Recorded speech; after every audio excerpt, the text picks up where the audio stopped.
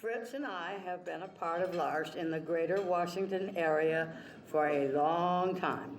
He as a founding member of the Highland Street Home, and I as the head of the DC Euclid Home for almost 15 years ago. Mary Casper, who is here today, was head of the house when I was welcomed. With the strong encouragement of Dottie Boxtiegel, my dear friend, I applied to become actively involved. I was in my 70s and was welcomed. Little did I know how intimately sharing a home and other people's lives would open me in a deeply spiritual way.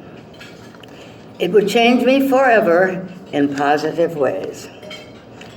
I learned quickly that in L'Arche, everyone is respected, loved, cared for, and enjoyed for each one's unique personality. Laughter is a big part of daily living. In my role there, I got real, and I got physically challenged, driving folks to work, to art class, family outings, doctors, ball games. Oh, but how happy Mo was on coming home from a family Thanksgiving in Fairfax. And how Gene loved and cared for his cat, Joseph. There was love all around. We were and are a welcome part of the community. Neighbors would enjoy coming around for meals and inviting us to their homes. I retired after 7 years, but L'Arche will always be a part of me. It truly is a powerful, wonderful sign of hope, so needed in these turbulent times. Certainly, the beautiful memorial service for Maurice Daniel, as I called him, and he called me Grandma Louie, was L'Arche at its best. It was standing room only at the Festival Center. There was live music, singing, many stories about Mo's unique character and preferences. There was much laughter and tears, a L'Arche light shining. Meanwhile, Fritz, who had been living in an Arlington group home, became a founding core member of the Highland Street Home 13 years ago. He retired from 25 years of washing county police cars and is now attending the day program at Woodmont Community Integration Center. When he first came to Highland Street, he was very quiet and kept to himself. Because he was so quiet, he didn't get much attention paid to him in his previous group home.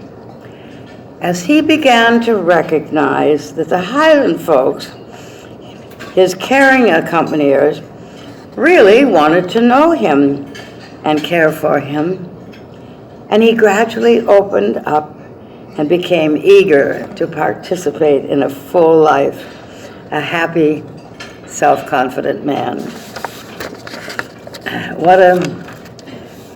What he enjoys especially is singing, dancing, riding horses, blessing folks, going to the beach.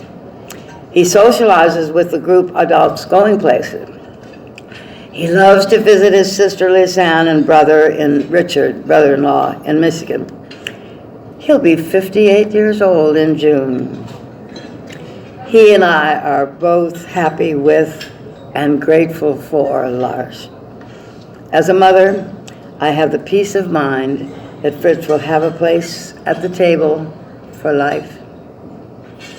With L'Arche, Fritz advocates for himself and others by participating in the National Down Syndrome Society Buddy Walk on Washington, an annual event that brings the Down syndrome community together to support legislation that impacts their lives. I'd like to close with a poem I wrote a few years ago in keeping with our theme today, A Place at the Table.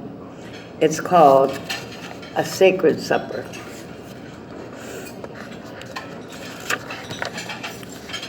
A sacred supper.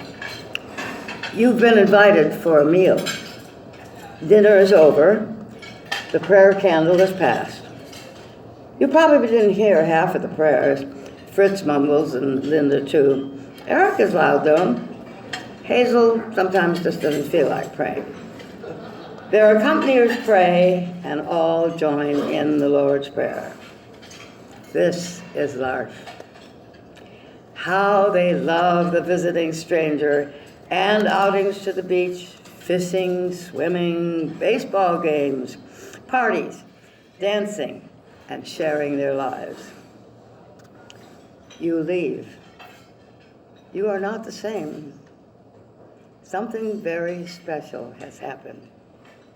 You've had a sacred supper. Thank you.